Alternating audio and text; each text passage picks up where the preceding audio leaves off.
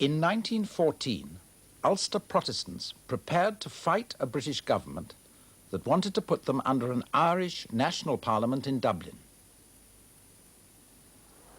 Their leader, Edward Carson, brought the United Kingdom to the verge of civil war, summoning Ulster Protestants to defy the law and march against the Act of Parliament that would put them under Dublin.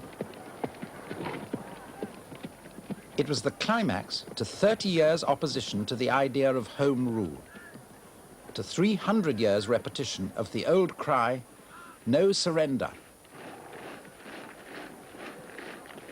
"Ulster will fight and Ulster will be right," was the slogan.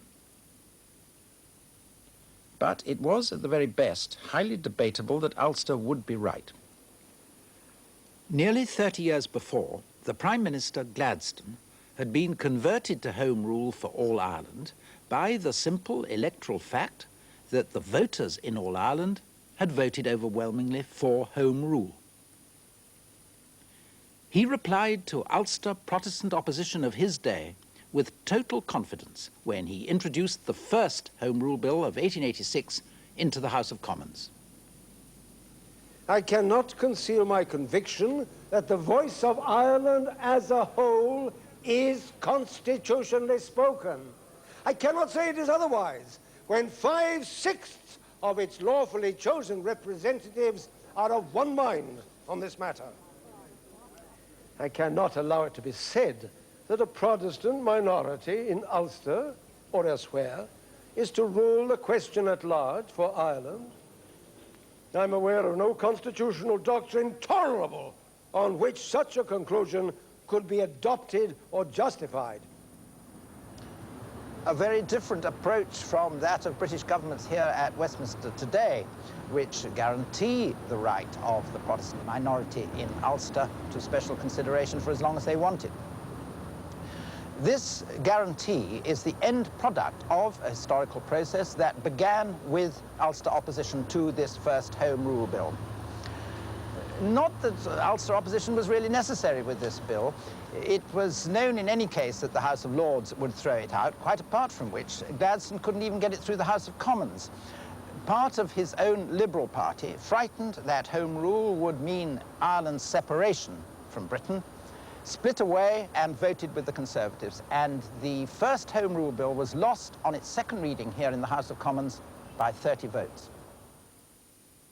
Gladstone's Liberal government resigned, and the defeat of the first Home Rule Bill was duly celebrated in the streets of Belfast by Protestants who'd already been making clear to their Catholic fellow workers in the city what they thought of the prospect of Home Rule.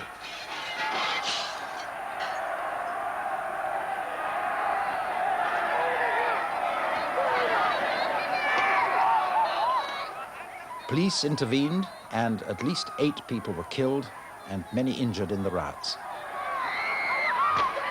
These Protestant workers saw Catholic workers as people who threatened them, as the Catholic majority in Ireland had always seemed to threaten them, only now with Home Rule.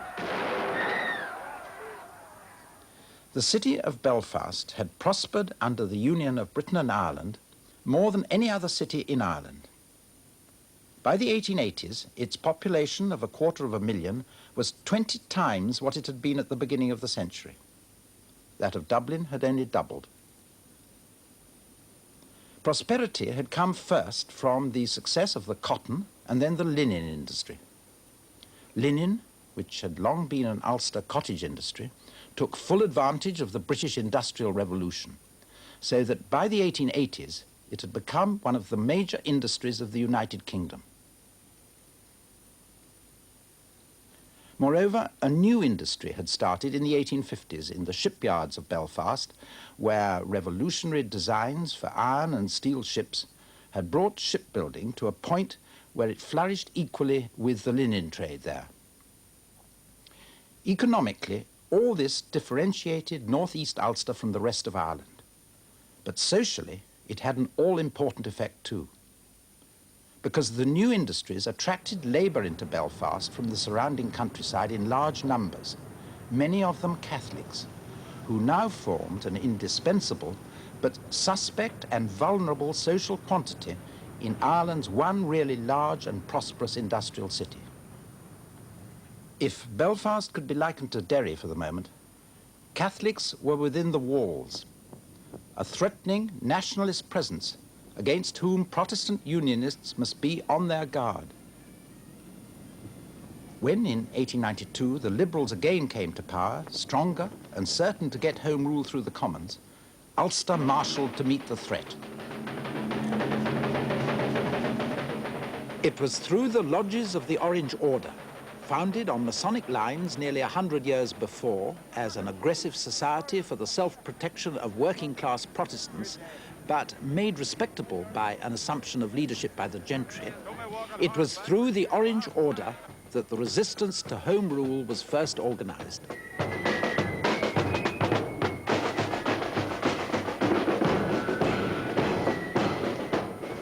Orangemen had been organized against the first Home Rule Bill by a major from the Army Reserve, Colonel Edward Sanderson, a Conservative Member of Parliament, and it was then that Lord Randolph Churchill made what was to turn out one of his shrewdest assessments in an erratic political career when he declared, "The orange card is the one to play."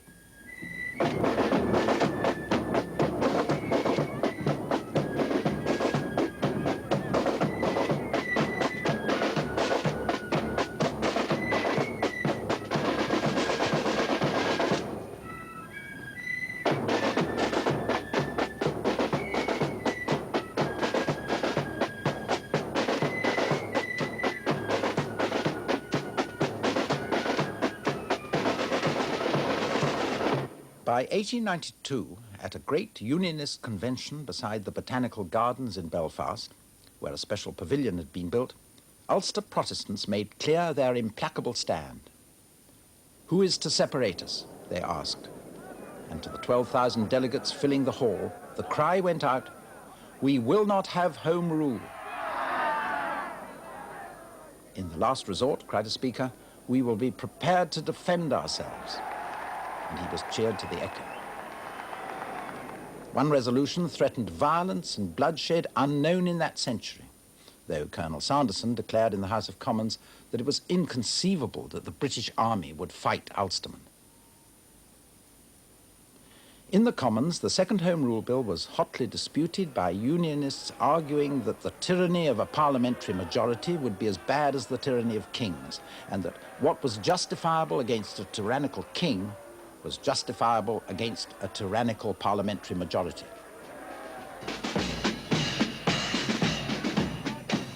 "Come weal, come woe," cried the Orangemen of Belfast, "we will stand by the Union if we have to fight again the Battle of the Boyne."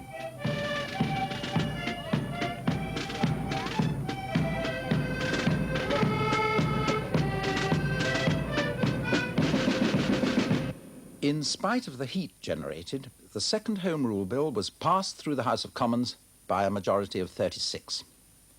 It was taken to the House of Lords, where it was firmly rejected, as everyone had known it would be. In Southern Ireland, the news of the second Home Rule Bill's rejection was received with equanimity.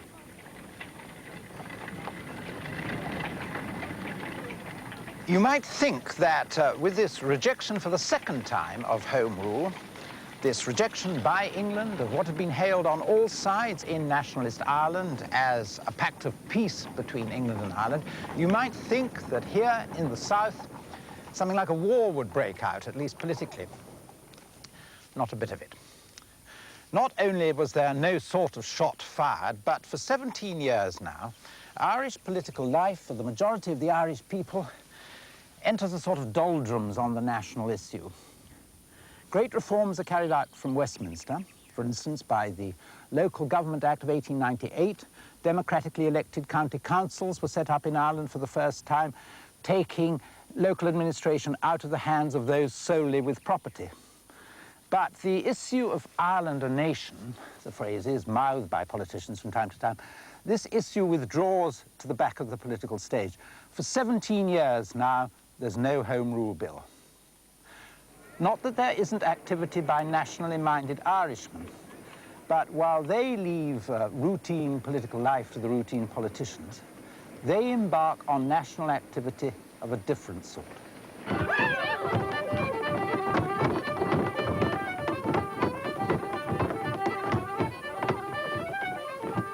This was an Irish consciousness that sidestepped politics altogether, finding in Irish popular tradition, and particularly in the popular tradition of Irish culture, Irish music, and the Irish language, a new inspiration for Irish awareness and Irish pride.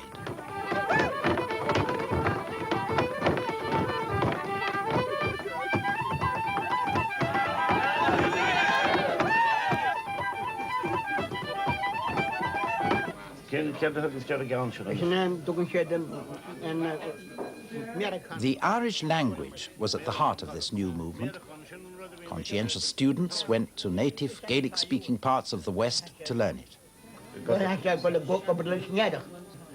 For too long it had been neglected, even despised. The attitude to it then, I'm talking about in the 90s now, was that it was the poor man's language, only the fishermen and a few people like that spoke it, and so they did. I remember once, though, when I was only 12, slipping into a pub in that area, and there was nothing but Irish being spoken, and that reminded me very much. But however, it didn't occur to me at that time that it was of any political importance at all. It was just something. A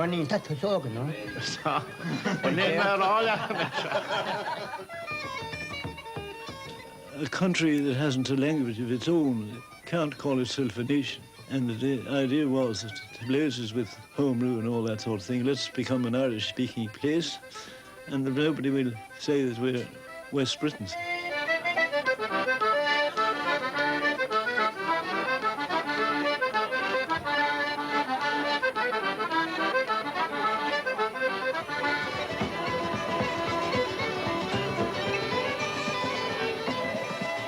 Now a new pride, a new joy, a new sense of self-respect was being found in the language by the young of a class that had long grown away from it, but had now become fed up with sterile politics. What might once have been political meetings were now given Gaelic poetry instead of political cliches. The barshing, a hostas, a solas through Hjaunard Vrien, Bagangan of Horus, is some doholistig fania. These Irish men and women could now be respectable, not just by aping Anglicized standards, but by responding to different Irish standards of their own. The Anglo-Irish poet W.B. Yeats had already shown a passionate interest in Irish literature and Irish folk tales expressed in English translation.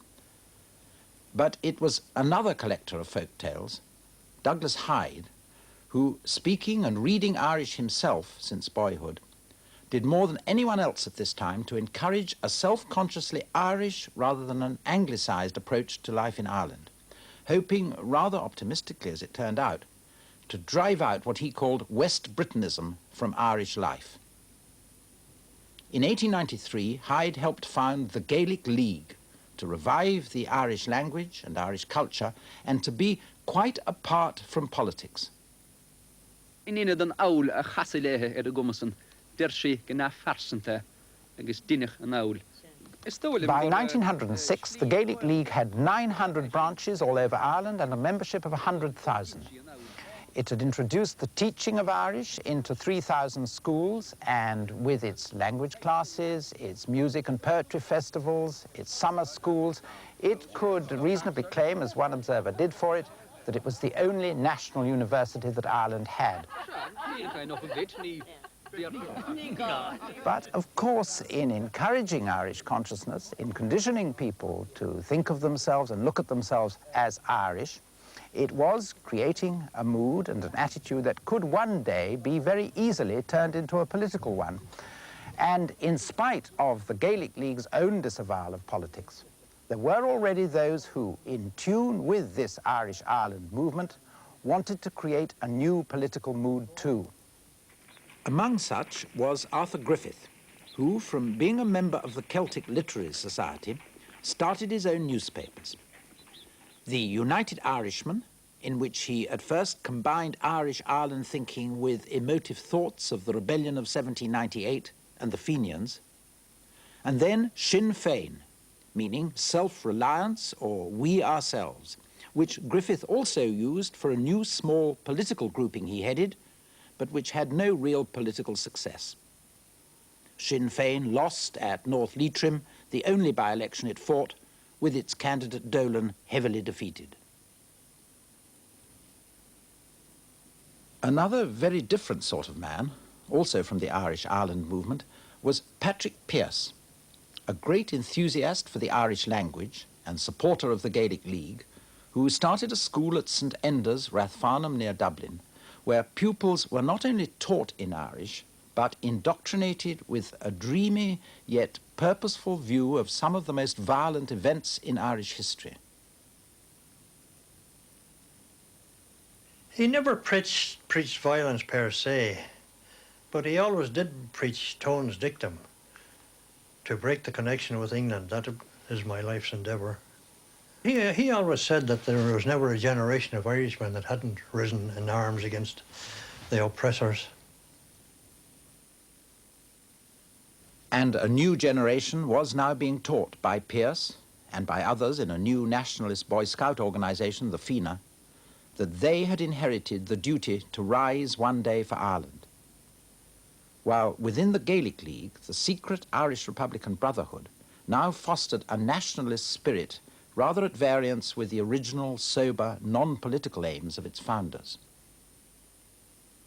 The Gaelic League and the Gaelic Athletic Association were great fountains of supply for the new members for the Irish Republican Brotherhood.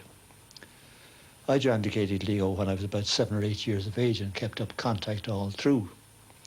And through the Gaelic League, of course, I got in touch with some of the IRB men. I had been thinking rather deeply about it and reading about it and listening to Pearse in his nightly talks to us about Irish history. And I decided to join the IRB, and I was duly sworn in by Pearse. But extreme nationalism was the pursuit of only a tiny minority in Ireland. For the ordinary Irishman of that day, such concerns were remote, irrelevant, even absurd. His concern was the land, on which a different sort of revolution had been happening. Tenant farmers at last becoming owners of the land they worked. 2 British Acts of Parliament in 1903 and 1909 had much extended the procedure by which the state bought out landlords and gave fair, long-term mortgages to tenants. A growing content in the countryside made it easier for most Irishmen to wait patiently for the day when Home Rule would once again be politically feasible.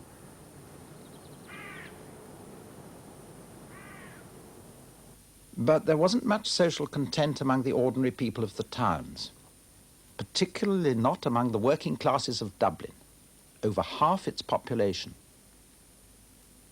Dublin in 1913 had some of the worst slums in Europe, mostly tenement houses in which 1/3 of the inhabitants lived 6 to a room, with 1 outside tap and 2 outside lavatories for 90 people. The death rate in Dublin was higher than anywhere else in the United Kingdom. Poverty so general that it was taken for granted as a normal way of life. We lived altogether by courtesy of the pawn shop and the Jewish community. Our mothers, who could have been ministers of finance for any country in the world, managed to juggle affairs. Saturday and Sunday were the days you definitely got a cooked meal. On Saturday, it would be everything friable, black and white pudding, sausage, bacon, anything you can get into a frying pan, we would have that. And on Sunday, it was usually pig's cheek and cabbage. Then the rest of the week would be bread, margarine, tea. It was against such a background that an Irish labour movement was, by 1913, still having to protest its right to be recognised in trade unions. And the man who, at public meetings, everyone wanted to hear, was the man who'd organised the Irish trade union movement. A Liverpool Irishman, James Larkin, an egocentric, restless man with a passionate concern for Ireland's poor. He was a big, strong-voiced man, and he used to wave his arms around and emphasise what he'd be doing, you know, that type of way. And he'd impress you, and he'd say to you, get up off your knees and stand on your feet. You know, he'd put life into you. At the same time, he preached the nationalism of the United Irishmen and Emmet, calling for discipline and crying, "There is a great dawn for Ireland."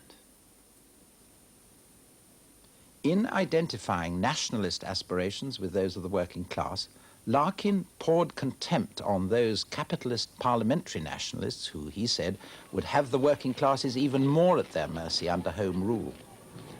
And in 1913, he and his lieutenant, a Republican Socialist Irishman from Edinburgh, James Connolly, found themselves in conflict with capitalist Home Rule class interests in the shape of the Dublin Tramway Company, which used police and military to lock out all workers after a strike for union recognition.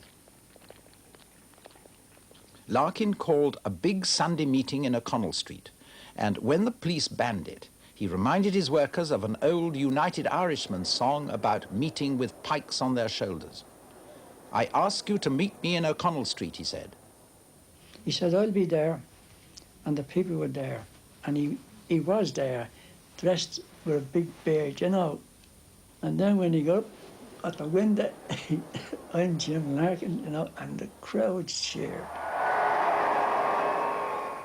The cheering was about all they had time for.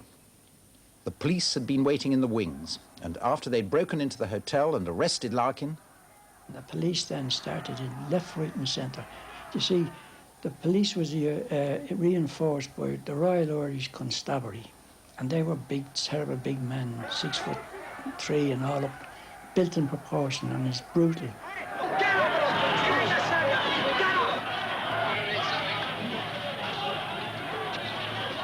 An eyewitness described how there was a continual rapping of batons on people's heads, and how from the shrieks and cries you could tell the same thing was happening all the way down O'Connell Street.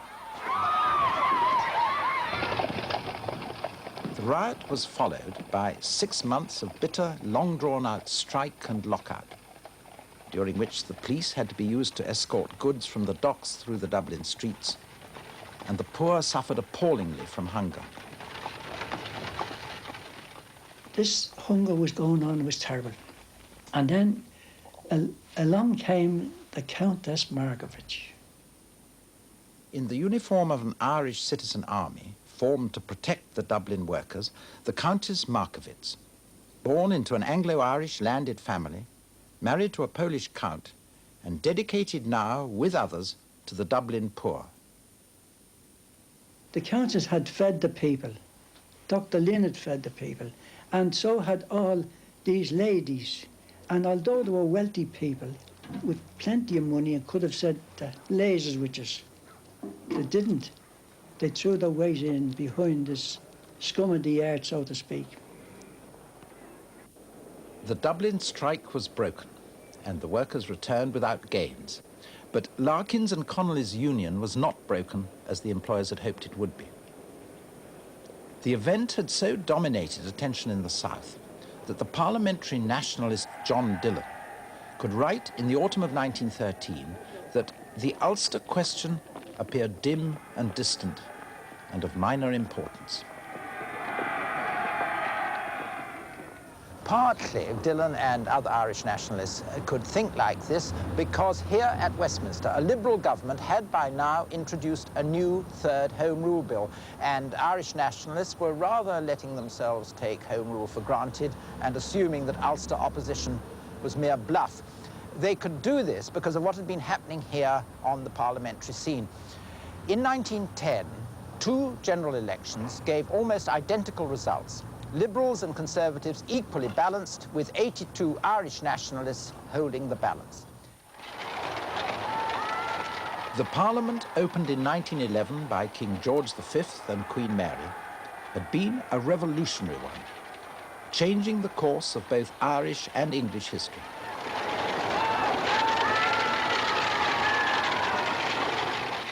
In that Parliament, in return for the Irish Party's 82-strong support, the Prime Minister Asquith agreed to introduce this third Home Rule Bill. And with that Irish support, Asquith first abolished the veto of the House of Lords. He did this by threatening to create new Liberal peers to swamp the House of Lords if the Lords themselves didn't accept their loss of power. It was this removal of the power of the House of Lords that made this third Home Rule Bill quite different from the other two.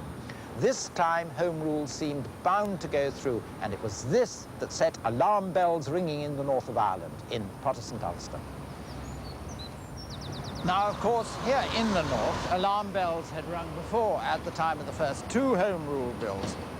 And then there had been a good deal of bluff involved because everyone knew that the House of Lords would reject the bills anyway. Now, though, things were quite different. Now, with the Liberal and Irish majority secure in the House of Commons and the power of the House of Lords removed, Home Rule seemed bound to go through. Now, for Ulster Protestants, the danger of being overwhelmed in a Catholic Dublin Parliament seemed at their door, just as the Catholic rebels had been at their door in the Great Rebellion of 1641, or the Catholic armies of King James II had been at the gates of Derry in 1689. And as Ulster Protestants had said before, and were saying now again, but with a greater purpose and determination than they'd ever shown before, they would not have Home Rule.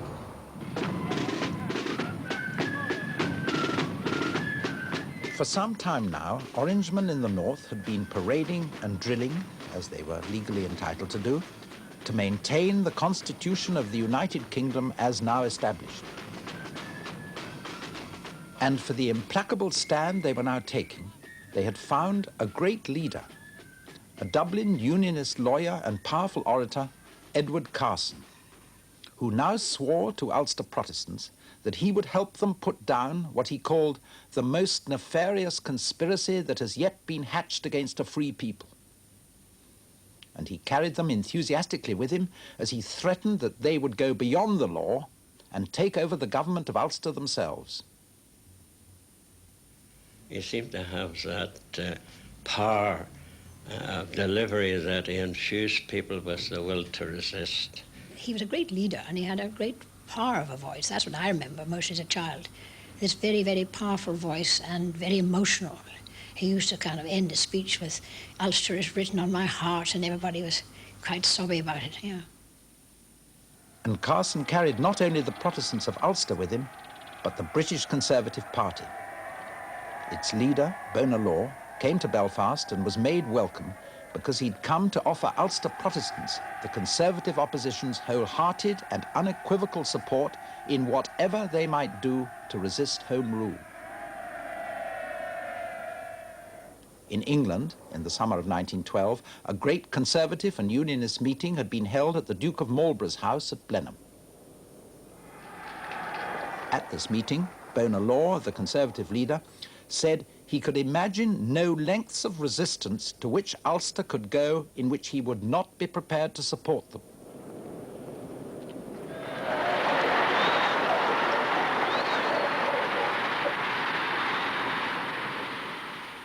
In Ulster, with the backing of the Conservatives and, as he believed, the majority of the British people behind him, Carson was now as confident as he was determined. The slogan of 20 years before was now for real. Ulster would fight, and Ulster, he insisted, would be right. On the 28th of September 1912, Carson and his lieutenant, James Craig, staged a vast and remarkable demonstration at the City Hall in Belfast. A demonstration of their determination to set up a provisional government in Ulster the morning Home Rule passed. Hundreds of thousands of Ulster Protestants came to the City Hall to sign a solemn league and covenant to resist Home Rule.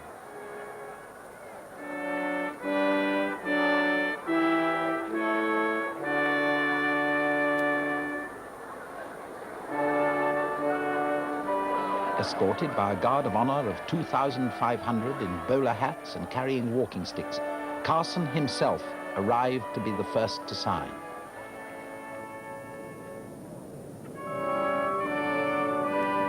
Carson signed with a special silver pen.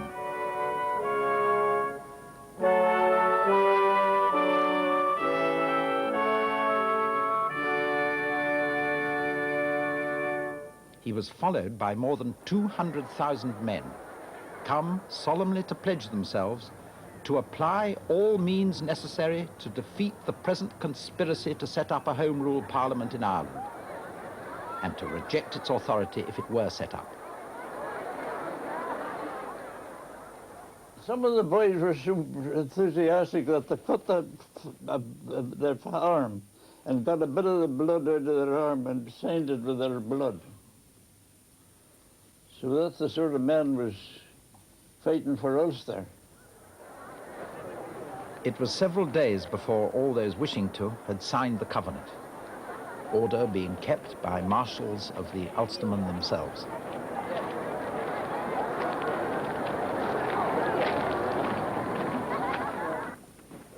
Those Ulstermen who'd been drilling had for some time been calling themselves Ulster Volunteers, but they were hardly yet a military force. They were then drilling with wooden guns, you see. And it was just the ordinary discipline of drills, marching and counter-marching and things like that. It was more, I say, like a home guard idea. I mean, they had nothing to defend themselves with, really. I mean, they had wooden rifles and hats stuck up at one side with a badge on them. But if Ulster was really going to fight, it would soon need something more than wooden rifles. Carson came to watch a great parade at Balmoral near Belfast in 1913. We all formed up and we walked to Balmoral, where the speeches was made, and where a large flagpole was put up. And he unfurled the flag. They said it was the biggest Union Jack ever was made. And there was hundreds and hundreds of Union Jack. Carson watched 100,000 well-drilled and disciplined men, known now as the Ulster Volunteer Force, march past him, led by, on horseback, a retired Indian Army General, Sir George Richardson.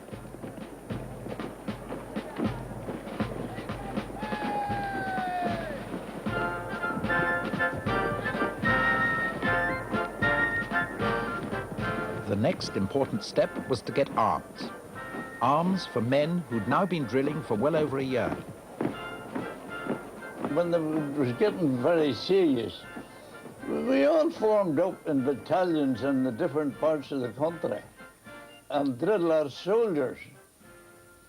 And there was one night we went to the hall, and when we went to the hall, we were told we were confined to barracks for the night. They said there was something happening that wasn't to be divulged. Now, there had been rumours of gun, but we had no idea what we were going to do that night, although we had a suspicion. And we weren't told until we paraded that night at 7 o'clock on the Friday night, the 24th of April, 1914, what the operation was all about. And we were given the option of falling out if we didn't want to go on with it, you see. But nobody did fall out. What the operation was all about, what they were being mobilized for, was something coming in from the sea that night. A large consignment of arms and ammunition on board the Clyde Valley, a coal boat, for the Ulster Volunteers. The arms, which had been purchased in Germany, were brought into Larne Harbour on the 24th of April 1914 to the waiting companies of the Ulster Volunteer Force. Actually, I was in the signalling section of the harbour company of the volunteers, and I was with the chap who sent the message out to the Clyde Valley. She came round the corner, you see, called her up by lamp to tell them that everything was in order and for her to come on in. Over 26,000 rifles were loaded onto waiting vehicles. But there were over 800 vehicles that night passed through Larne. And as far as the police are concerned, they made no attempt to interfere. The Ulster Volunteer Force was now a formidable army. 100,000 men, many of whom were now well armed and more determined than ever to resist any British government attempt to impose a Home Rule Dublin Parliament on Ulster. And the Home Rule Bill was, by the spring of 1914, steadily making its way towards the statute book. Carson was now in a very strong position.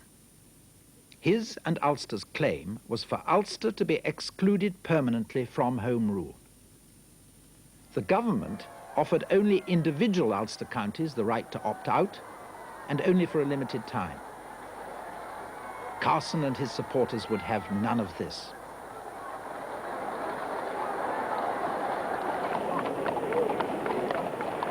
Not that it was going to be rejoicing and plain sailing from now on.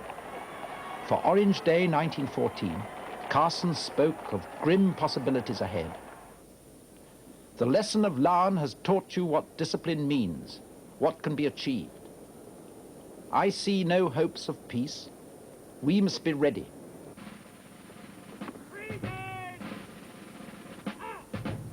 In my own opinion, Carson told the Ulster Volunteer Force, the great climax and great crisis of our fate cannot be delayed for many weeks, when we shall have once more to assert the manhood of our race. He had his own army and a provisional government prepared to take over Ulster as soon as Home Rule became law. In trust, it was said, for the Constitution of the United Kingdom. In fact, there had been no such naked threat to the Constitution of the United Kingdom for nearly 3 centuries. What would the British government do? Well, of course, it had its own much more powerful force, the British Army, a substantial part of which was in 1914 stationed here on this windswept plain in the middle of Ireland, the Curragh in County Kildare. But a few weeks before the Larne gun running, something had happened here which put at risk the whole ability of the British government to enforce the law against Ulster Protestants in Ireland. The officer class in the army at that time were a conservative lot and sympathetic to Ulster Protestants. And the officer in charge here, General Sir Arthur Paget, asking guidance of the War Office on how to act if his officers refused to march against Ulster, an odd question really. Still, Paget, asking guidance of the War Office, was told that those of his officers who actually lived in Ulster could be allowed just temporarily to disappear, while the rest would be dismissed the service. Whereupon Paget asked his officers outright, would you march against Ulster or prefer to be dismissed the service? General Sir Hubert Gough of the Cavalry Brigade and 59 of his officers said that if asked this, they would choose to be dismissed the service. The effect of these events, this incident at the Curragh, followed by the uninterfered with gun running of the Ulster Volunteers at Larne, the effect of these events on Southern Irish nationalist Home Rule opinion here in Southern Ireland can well be imagined. And Southern Irish nationalists now began to look seriously to their own means of defending Home Rule against Ulster.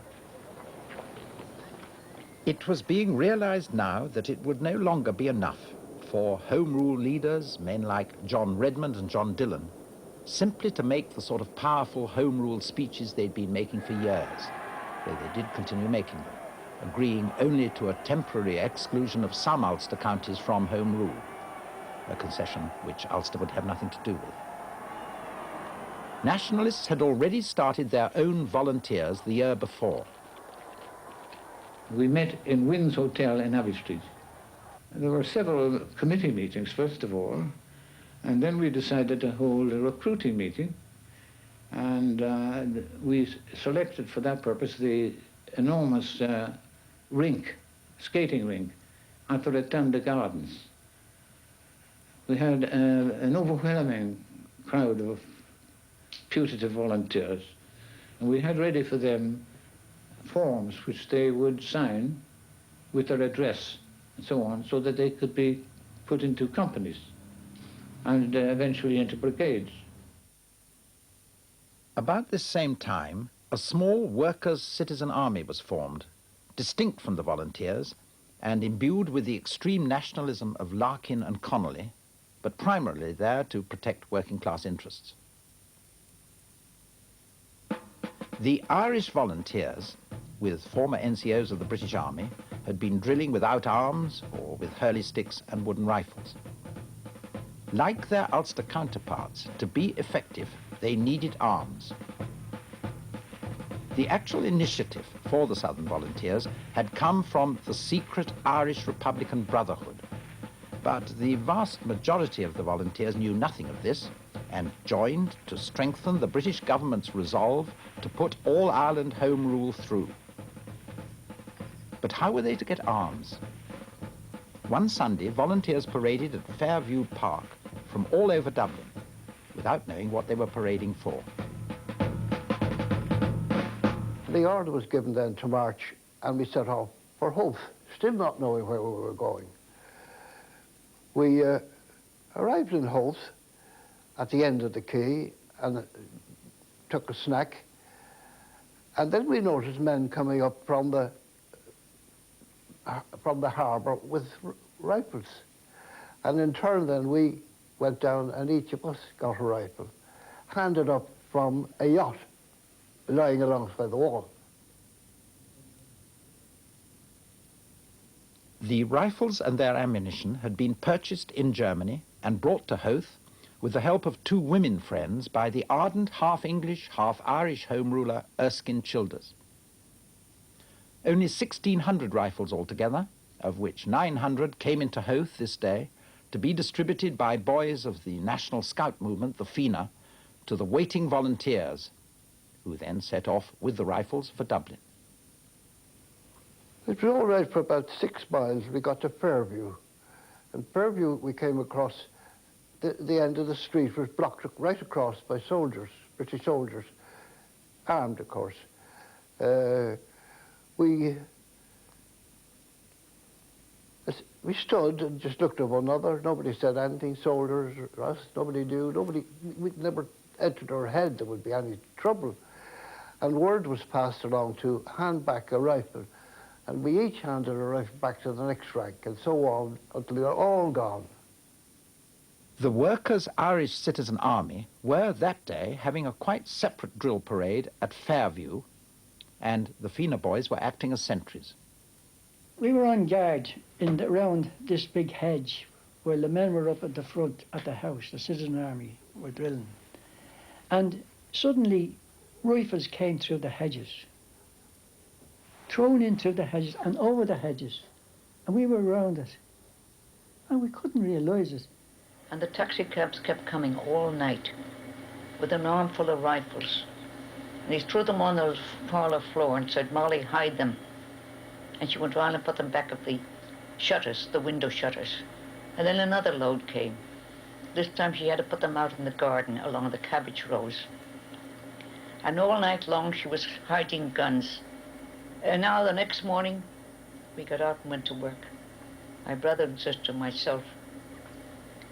And towards evening, we were notified. And the Cumann girls, we all joined, and we went out on the tram car to Howth. And now we went into the bushes where these men had hidden the guns. And we all found them. And coming back, we couldn't sit down the tram car, and the conductor was furious because we had a rifle under our coat. And they were heavy German Mauser's.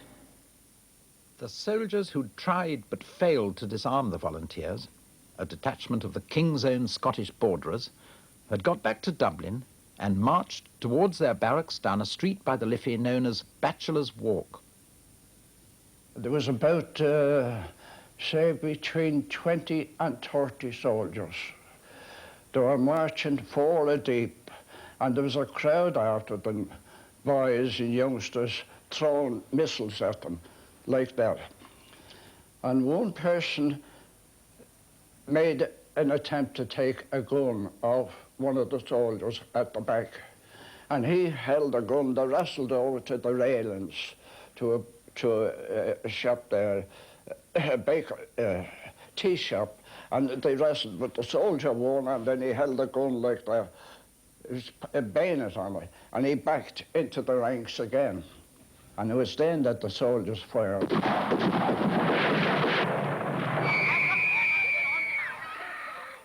Then I heard about the woman being shot.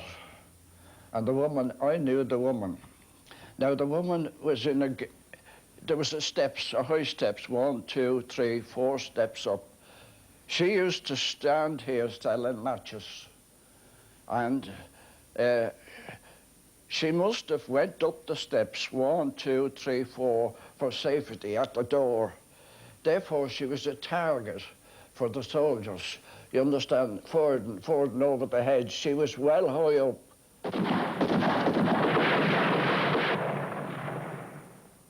Inquests were held on the 3 people killed. 38 were wounded. 1 of them died later.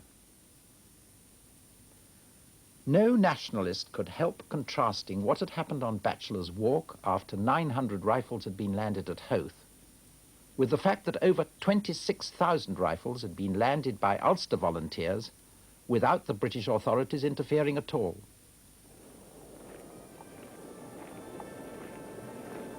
The victim's funeral in Dublin expressed both sorrow and a powerfully mounting nationalist sentiment that Home Rule was not getting a fair deal.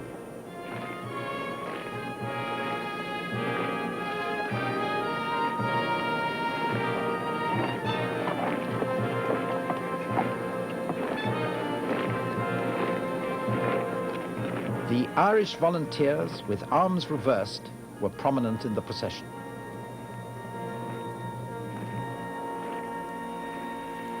It was a terrible day in Dublin. They were crying, sobbing, and they were crying out vengeance on the Scottish borderers. And we just kept marching and praying and crying.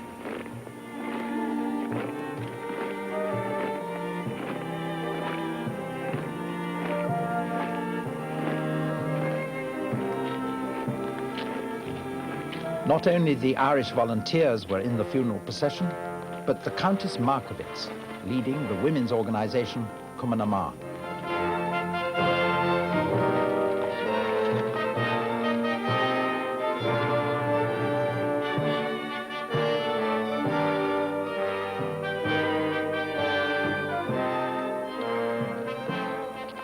After this, there was the feeling in the South that all Ireland Home Rule would have to go through.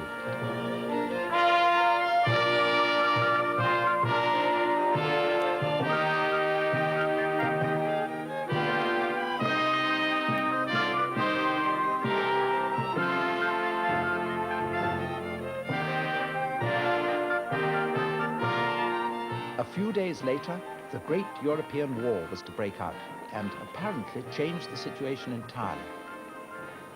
An All-Ireland Home Rule Act was passed, but immediately suspended so that the Ulster question could be resolved in less dangerous days for Britain.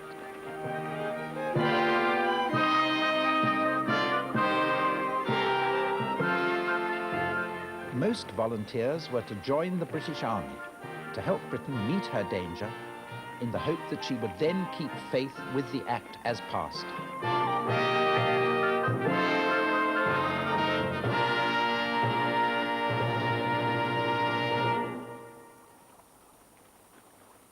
But a tiny minority secretly nursed the ancient belief that England's danger was Ireland's opportunity.